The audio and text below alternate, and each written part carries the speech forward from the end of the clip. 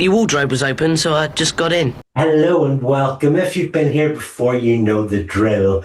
Deep dive video essays about Press Gang. You can help with a like, subscribe and a comment. Say anything. Sell me 1,000 half segments of ping pong balls. I'm aware a few people associated with the creative elements of the show are watching, and people who know people. So most of all, I'd really like you to get in touch. My email address is on my profile, or you can leave a comment. You've got very unique insights which everyone here is interested in.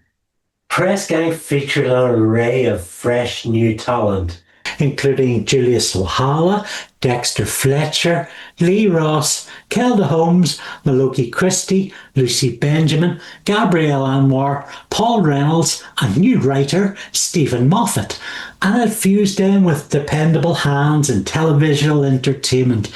Producers Lewis Rudd and Sandra Hasty, directors Bob Spears and Lauren McGorry, editor Jeff Hogg, and many other actors and makers. From the very first shot of Rock Solid, we can tell Kenny is weary.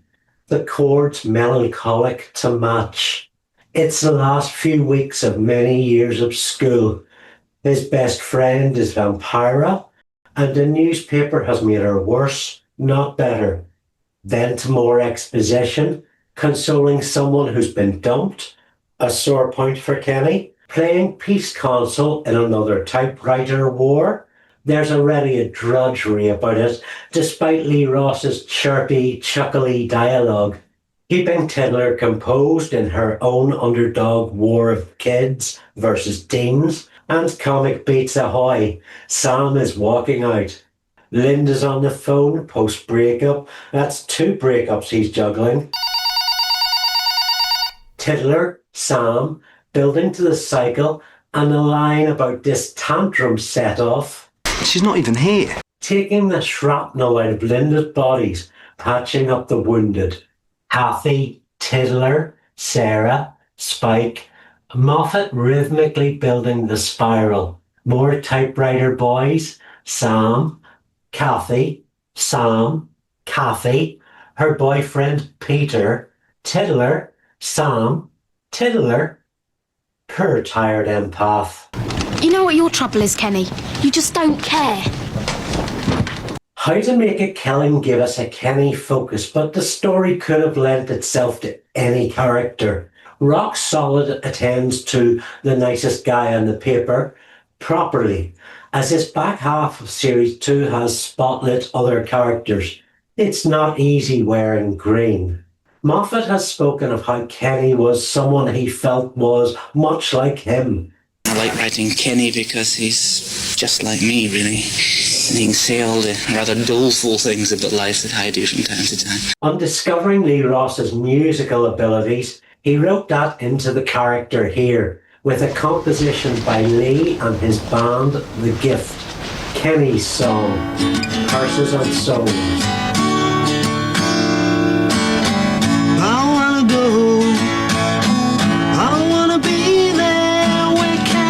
Is king, and an arm goes out to anyone who goes down. I wanna go.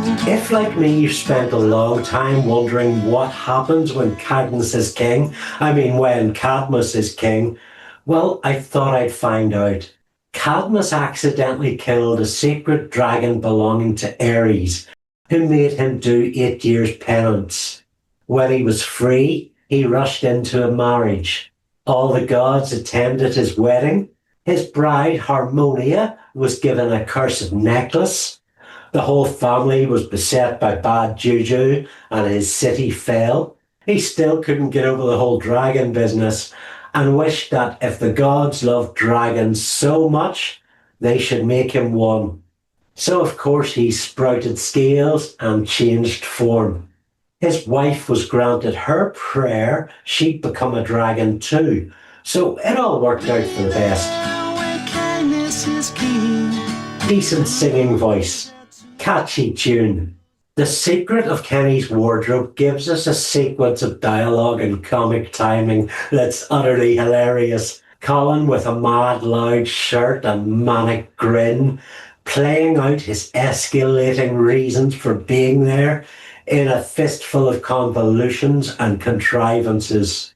Well, your mum said I could wait in your room. I don't think she meant in my wardrobe. Well, would it have killed her to be a little more specific? And Kenny's ire, genuine anger, that is a rare edge of pushback against Lynda's realm, and it's rising towards a slapstick that is the reveal of Fraz, only made funnier by Colin's want to blame his act on someone else. You heard him, Fraz. We don't want your type around here. His dishonesty is matched only by Fraz's uselessness as a wingman. Meanwhile, Lynda's still got her mum's coffee mug, not the photo of Spike, the appalling green and purple coat, and love letters. No love letters. She's not doing it all well. The montage of Spike's quipping entrances, new footage sequence with the press gang theme, effectively explores Lynda's heart and his absence from her life. Elements of grief there. And a reprise of the empty chair, used as a motif for his absence in the rest of my life. When Spike was nearly killed, Lynda took it out on the rest of the newsroom. This time they say she's worse. Cheer up, Kathy. According to the Leo Mac episode guide, the dub will be good to you. Actually, Lindy Layton's #1 UK hit, written by Fatboy Slim, was released a little over 2 months before this episode was. She followed that with a couple of solo hits, an NME single of the week, and a fairly decent career, including working with The Crystal Method and Faith No More. Look at that guy. Will you just look at him? Out in the corridor with 2 women. What? You just don't stop, do you, stud? Asmodeus, Satanas, Lucifer. We hear more of the Spike Kenny alliance to normalise Lynda Day. She won't hear more of it. It's becoming quite clear the breakup has damaged both of them in the deepest way. Fraz's interjection punctuates her single-mindedness enough for him to get in a barb. Do you know, the only thing that makes me feel better, I warned him about you. From the start, his disapproving of their relationship dripped in, and this is a quick, cutting payoff. Lynda's obsessive devotion to Graham, curtains, destroying Sarah, and other tasks doesn't relent until the goddess enters the chat. I adore the Kenny jaw drop and Lynda jaw close. Get me a gif.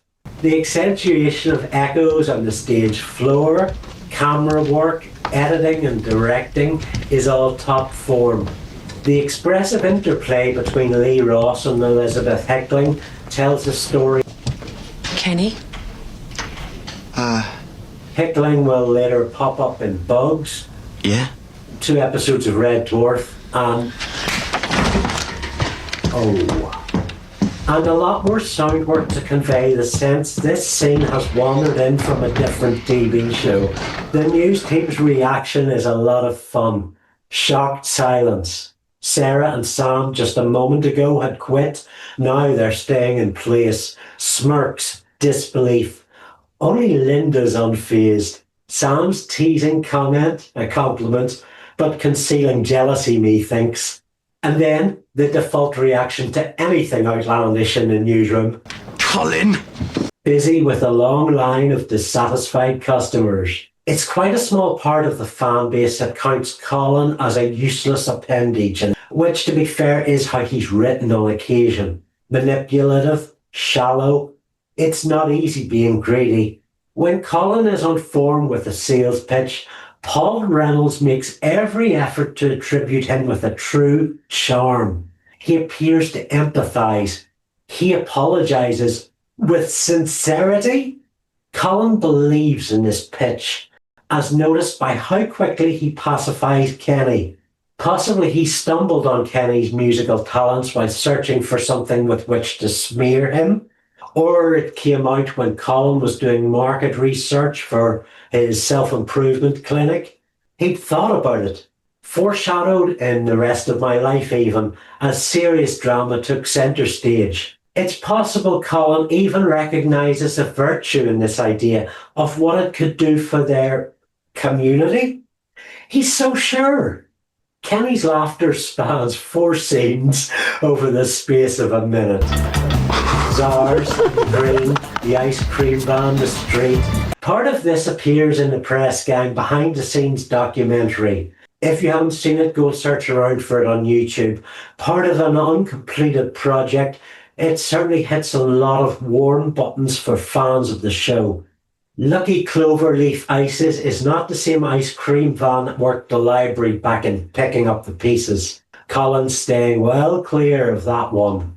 In your world, Colin, what colour is the sky? I've been developing you, remoulding you, Kenny. The trees talk to you, Colin. Ha! I just spotted that Kenny's ice cream has 1 flake and Colin's has 4. Seconds later, Colin's cone is down to 2 flakes, perhaps to assist us in visualising how angry Kenny was. And we get the classic comic setup and pantomime visual payoff. It's behind you! And the joy of children heckling from 80s television. Fraz is clearing out Spike's desk for him. Lynda reminds him he has a deadline. He's probably thinking about, as Colin noted, how they leave school in a few weeks, and so what? A push past Lynda in the corridor to Spike, also thinking, so what? Julia Sawalha again goes to a whole other acting level in this silent upset, reprising the opening chords of Purses and Souls. In the background, we see one of Kenny's influences, a poster of Suggs, or if you're of the camp that says Kenny's not a nice guy, it's violent pop star Jason Wood. The crying girls are ecstatic. Sarah has a glint in her eye. Sam has a glint in her eye. Knees pointing. Jesus, Lynda is happy? What's going on here? Rock solid. And who wouldn't get turned around? See, Kenny's having a realisation. He deserves a break. Though quite wrong for Colin to out him, he's played the winning card of any partner. He's made him laugh. There's an unmistakable kindness to Rock Solid. Nice guys finish first. Kenny and Moffat have certain parallels. Both find themselves in a job which was not a sure thing and accelerated their levels of responsibility and profile. Moffat was often on set and the go-to for problems the crew had, though he certainly had support to rely on.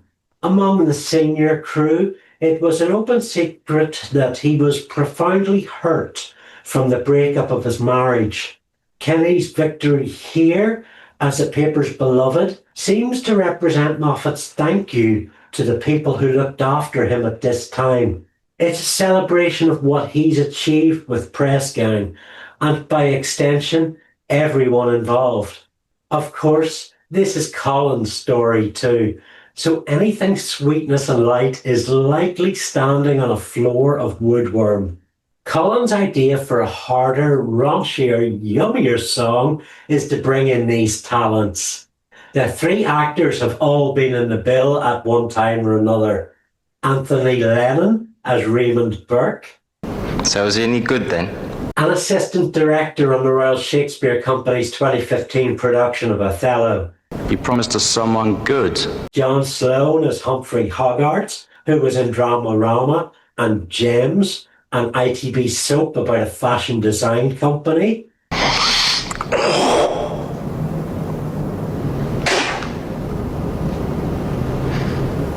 I think it's eating through the floor.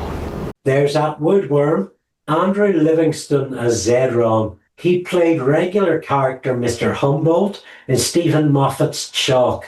Humboldt was assumed to be gay, but came out of the closet as a sadomasochist. I wrote a song. Yeah? Metal Murder Machine. And in Emmerdale Farm, he was Colin Batty, a member of a biker gang who got caught up in the Burger Wars feud between the gang and the Dingle family. Oh, Kenny doesn't want to be there when Colin is king. The final appearance of Penelope Nice as Mrs. Day, who brought a lot with little, a sense of something worse coming, deepens without comic tones. Spike going to America permanently. Info relayed with curtness. Over the credits, Sam coaches nervous Kenny to show meanness. His offered example is lying to mum and spending lunch money on a charity. Help the aged, maybe with Mrs. Williams in mind.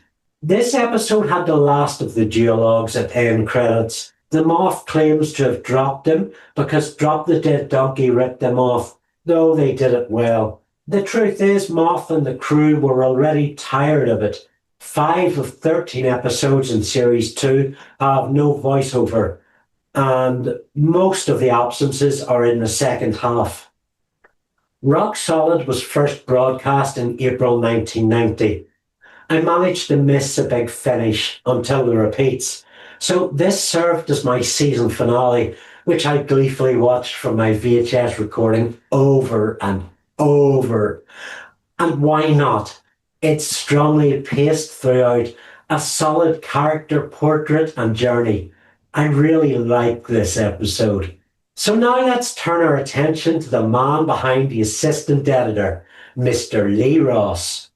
Julie? Lee attended school in Luton.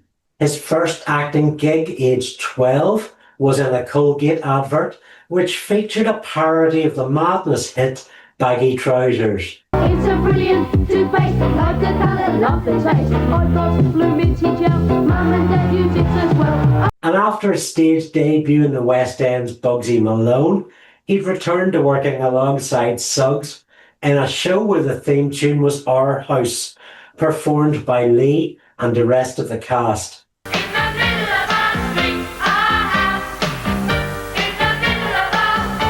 Dodger Bonzo and the Rest was a spin-off from children's series Dramarama.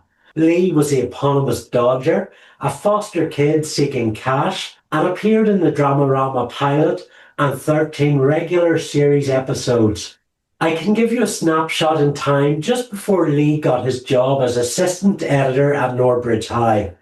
In 1988, The Gift released their This Side, That Side single. It features You Don't Feel For Me, penned by Ross, which is the outro song for the Series 2 finale. The Discogs graphic includes the lyrics as well as those for the accompanying song, Torn Apart. Sleeve notes identify James Bolton on drums and vocals, John Pierce on bass, Chaz Peets on guitar, and Lee Ross on guitars and lead vocals. In brief band bios, we're told Lee fits pipes, so maybe a career in plumbing? In the role of Kenny Phillips, Lee gives us a compassionate everyman and audience surrogate. The character's workings are explained as the buffer between Lynda and the newsroom. I think he's a nice guy, but also that there's an argument for him being like tofu, too dull or passive on his own, but he is activated by proximity to others, and in turn he brings out flavoursome dimensions in other characters. Being constantly on screen but rarely hogging it works best for this character. Look at the many good Kenny-centric stories, going back to Jasper Street, Love and the Junior Gazette, Chance is a Fine Thing. All of these are reliant on a shared stage, often with Sawalha. How to Make a Killing could have been played with any character. Rock Solid is a successful exception. It begins by cementing our suspicions Kenny is not a story-dominating character. Then it proceeds to subvert itself by putting his private life front and centre in Lynda Day's newsroom. Over the course of the narrative, we learn about those social relations, and that secretly, it may as well be Kenny Phillips's newsroom. If I remember rightly, Series 3 and 4 were to be shot back-to-back as one block, and Ross couldn't commit to the back end with a movie in the pipeline. The movie fell through, but by which time it was too late, with scripts rewritten for Lucy Benjamin. Lee appeared in 30 of 43 episodes. I feel his departure hurt the series on an unexpected level. I'll talk more about that next year, but I guess I'm saying Kenny is a subtle and modest performance. Lee's intent to move into cinema took some time to materialise, but first in Buddy's Song, he'd reunite with Julia Sawalha and get introduced to Spike's mum, Sharon Deuce. And in 1996, as the English patient, he played the minor role Spaulding. As with other actors of his status in this age, he'd do the television circuit of The Bill, Casualty, The Bill, Casualty. He'd become a series regular in the final series of Shine on Harvey Moon with Nigel Planer and Pauline Quirke. For a UK-Canadian co-production, voiced Hawkbit in 39 episodes of Watership Down.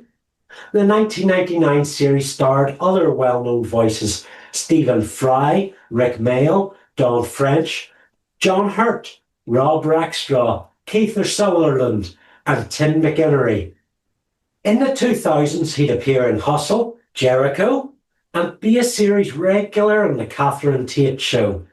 Particularly memorable was his turn as DCI Lytton, body hateable nemesis of Gene Hunt, in Life on Mars and spin-off Ashes to Ashes. He appeared in 51 episodes of EastEnders as Owen Turner, estranged father, alcoholic, woman beater, prompting 128 complaints from viewers, a kidnapper, several counts of attempted manslaughter, and sentenced to 5 years imprisonment. It's EastEnders after all. During his time on the soap, Lee would reunite with Phil Daniels from Bugsy Malone and Jake Wood from Press Gang and other stuff.